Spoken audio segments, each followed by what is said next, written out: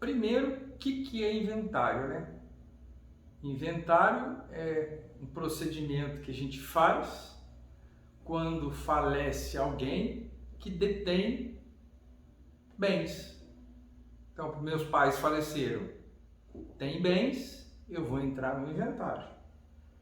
Daí eu entro em inventário, e tem duas modalidades de inventário, extrajudicial e judicial. Quando ele é extrajudicial? Ele é extrajudicial quando não tem filho menor que participa, que é herdeiro, existe consenso dos irmãos ou dos herdeiros e todos são de maiores.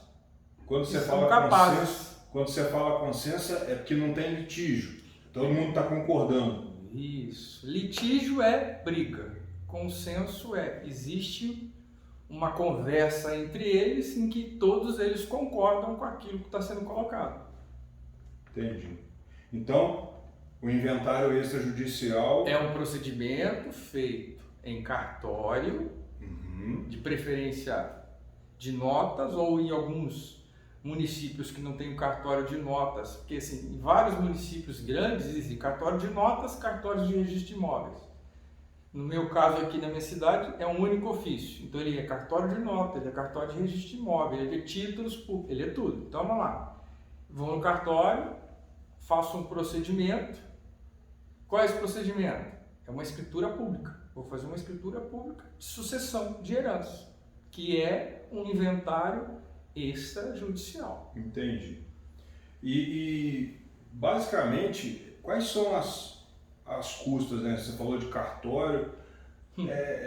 O que está envolvido nisso para poder fazer esse inventário? O inventário extrajudicial, ele paga o quê?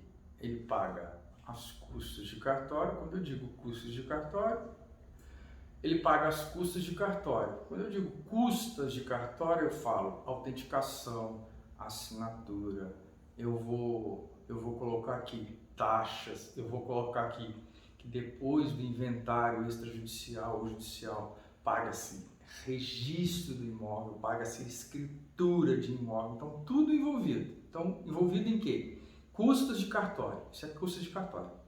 A outra coisa se chama ITCMD. O que é o ITCMD?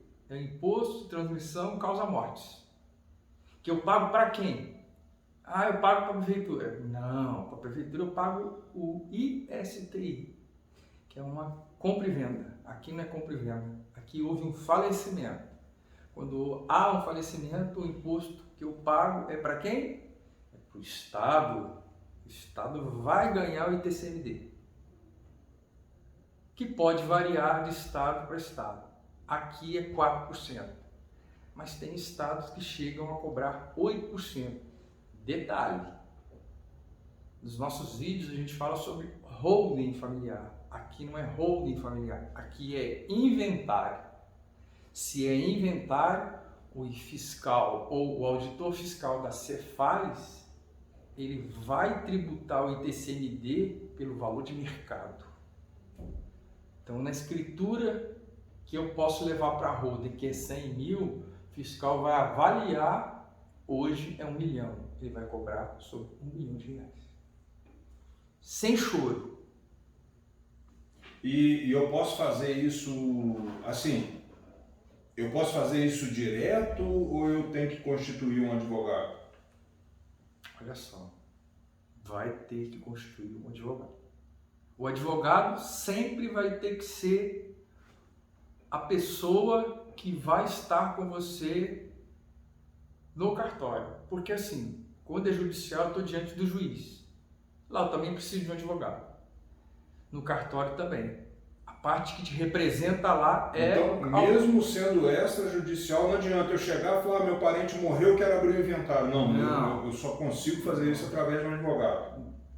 Através de advogado. Vamos lá. E pode ser, às vezes, não só um advogado. Vamos dizer que eu tenha 4 irmãos e o meu irmão não goste do meu advogado. Ele pode constituir um advogado.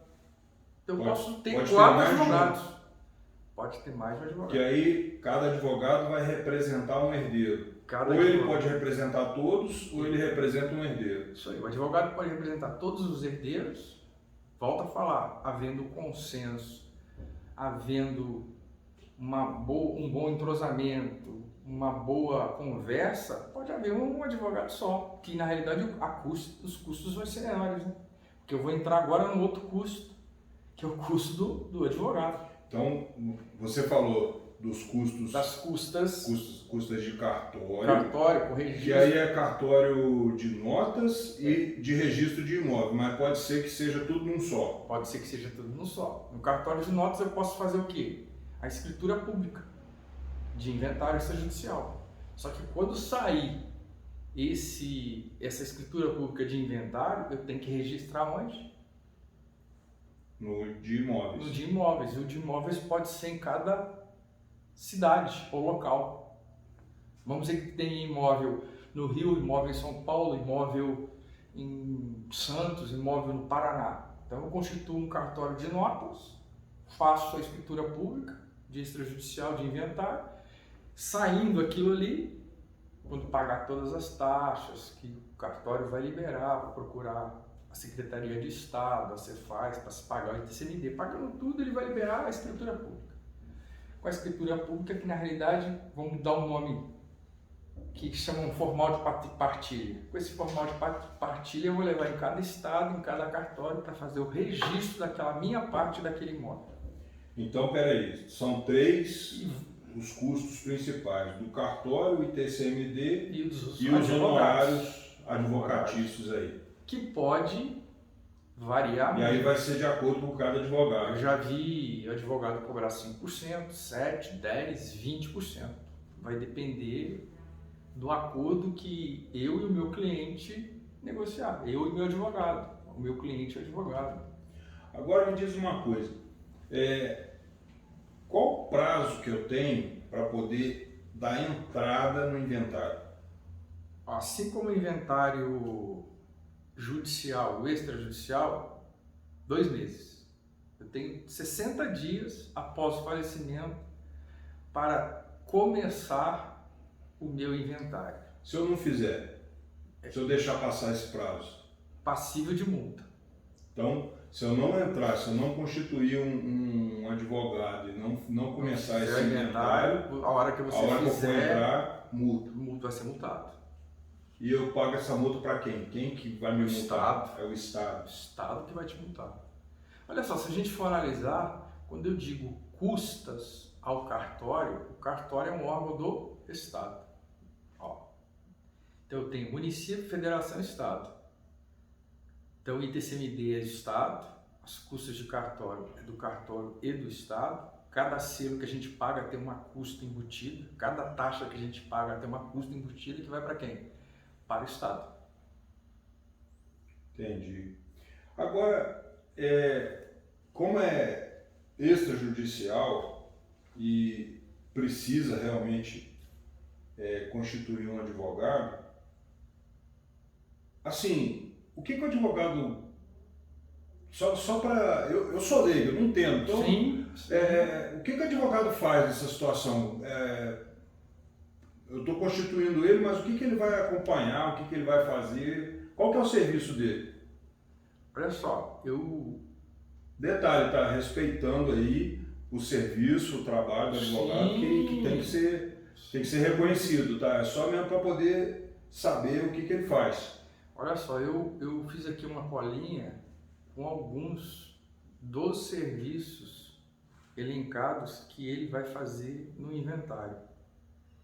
Eu até falo que ele é tanto feito no judicial como no extrajudicial. Mas como a gente está falando no extrajudicial, depois no outro vídeo a gente pode até colocar aqui os procedimentos, os documentos, o que a gente precisa ter. Porque muitas vezes, vamos lá, a gente não quer falar de documento, mas chega numa hora dessa de inventário, a gente não participa de nada da nossa família, quando a gente vai ver, cadê os documentos? Aonde que está?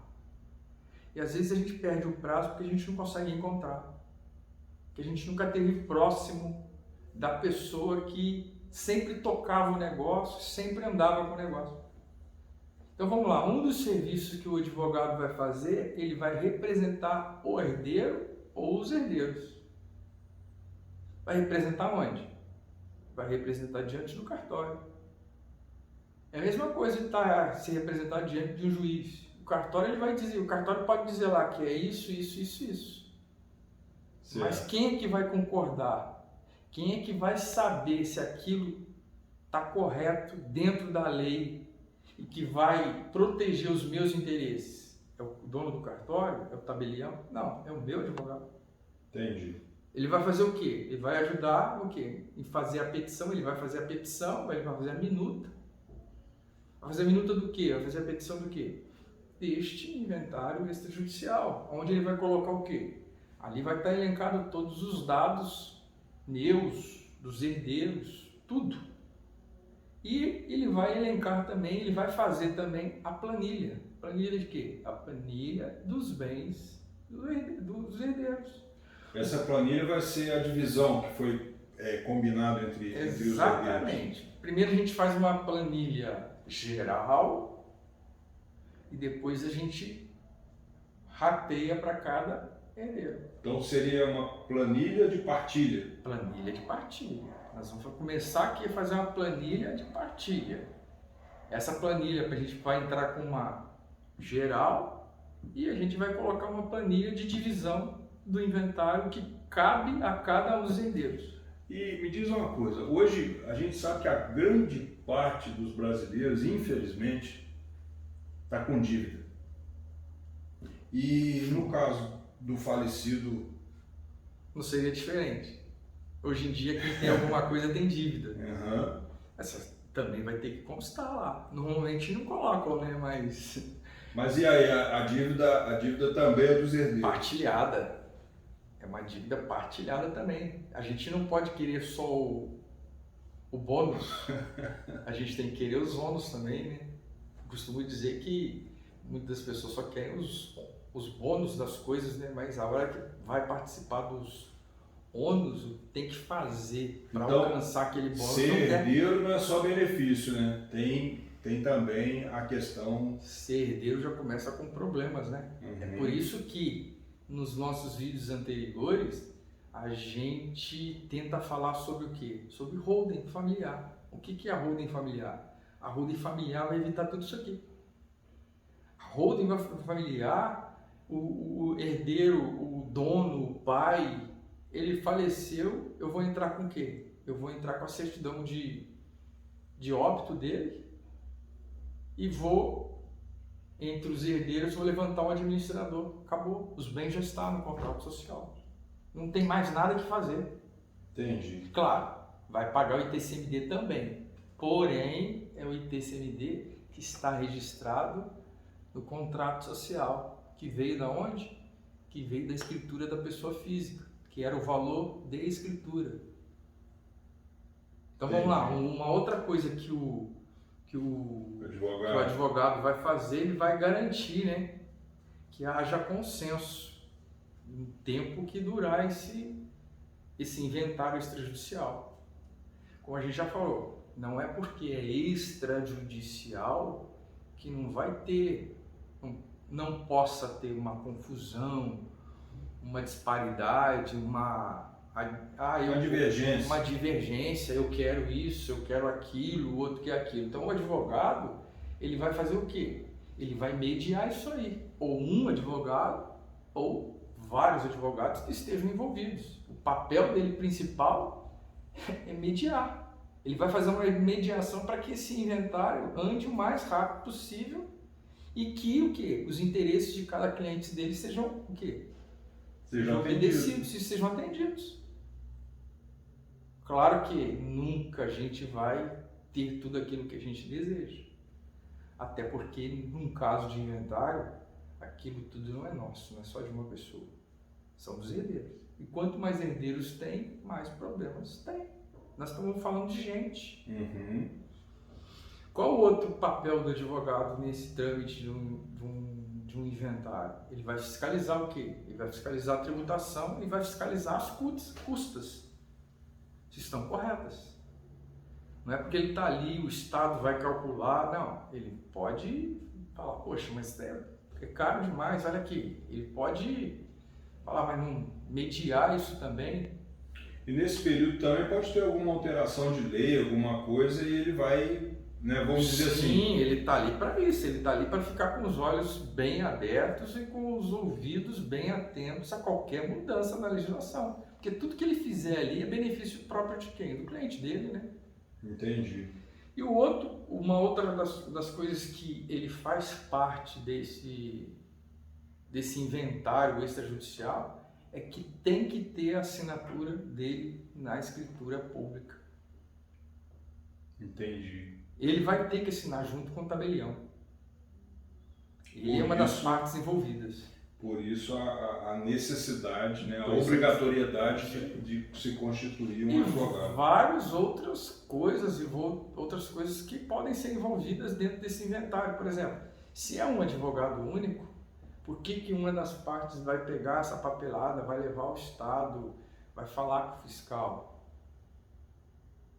Se é vários herdeiros, cada um vai ter que pegar um pedaço daquele formal de partilha, que não é um pedaço, é um formal de partilha único, mas lá tem uma parte que cabe a cada herdeiro. Tem que levar ao Estado, tem que pleitear o ITCMD lá, tem que tirar a guia que o fiscal do Estado vai fazer, tem que montar um processo lá. Então, se no caso do advogado, se ele tem um bom relacionamento com todos os envolvidos, ele vai fazer. Ele vai ajudar nessa tramitação, porque quanto mais rápido, melhor para ele. Melhor para ele, melhor para o cliente dele. Melhor para todo mundo, né? Nós estamos falando num caso de inventário que não é para demorar, é igual um inventário judicial que leva anos. Entendi. Bom, Anderson, eu acho que nessa pequena explicação, pequena e com um conteúdo importante, me esclareceu.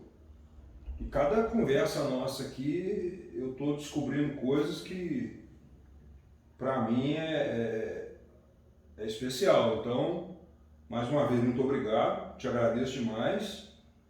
E a hora que eu tiver mais dúvidas, eu vou voltar para a gente...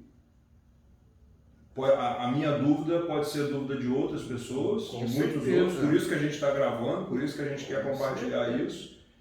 Mais uma vez é importante falar que nesse canal, né, a gente não tem nenhum interesse de vender nada, a gente está compartilhando conhecimento, compartilhando conteúdo para ajudar as pessoas, né? Para ficar bem claro, né, a gente está falando aqui sobre inventário extrajudicial, mas com o intuito e deixar bem claro que e mudar a mentalidade é que nós temos que bater forte em falar sobre holding familiar.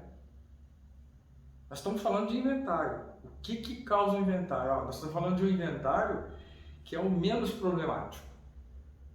Mas mesmo assim tem problemas e tem dificuldades. Nosso assunto no canal é falar sobre o quê? Holding familiar. Então a gente está falando do inventário para mostrar que é difícil fazer inventário, mesmo ele sendo extrajudicial.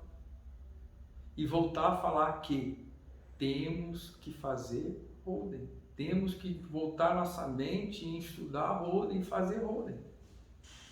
Ou holding, né? Holding familiar. Meu inglês é péssimo, né? Mas assim, o canal está aberto.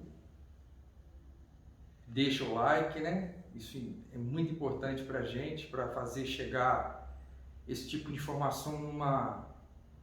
Assim, eu digo assim que é num vocabulário mais popular, um vocabulário que muita gente entende, porque muitas vezes a gente vai falar com um advogado mesmo estou falando mal de advogado aqui, não é isso, mas às vezes a gente não entende, a gente sai de lá sem entender o que ele falou, porque ele coloca a lei, ele coloca o CTN, ele coloca a Constituição Federal, eu quero saber, muitas vezes, um vocabulário mais abrasileirado, né, mais fácil de entendimento. Menos técnico, né? É uma coisa menos técnica, mas quando a gente chegar lá diante do advogado, a gente vai saber fazer as perguntas menos técnicas e ele vai saber o que a gente quer com a técnica dele. É por isso que a gente precisa do advogado também. Ele vai colocar a técnica dele. Eu vou querer saber das minhas coisas de uma forma mais clara de entendimento. E aí fica bom para todo mundo, né? Puxa vida! Quanto mais pessoas entenderem o que é e puderem entender, visitar o canal, olhar, deixar o like, deixar observação, deixar pergunta, poxa, a quantidade de gente que vai ser beneficiada é muito grande. Fica aqui meu abraço. Quem sabe na próxima a gente não pode até continuar falando sobre o inventário, mas assim, documentação. Você que manda. Beleza? Aquele abraço. Um abraço, fica com Deus.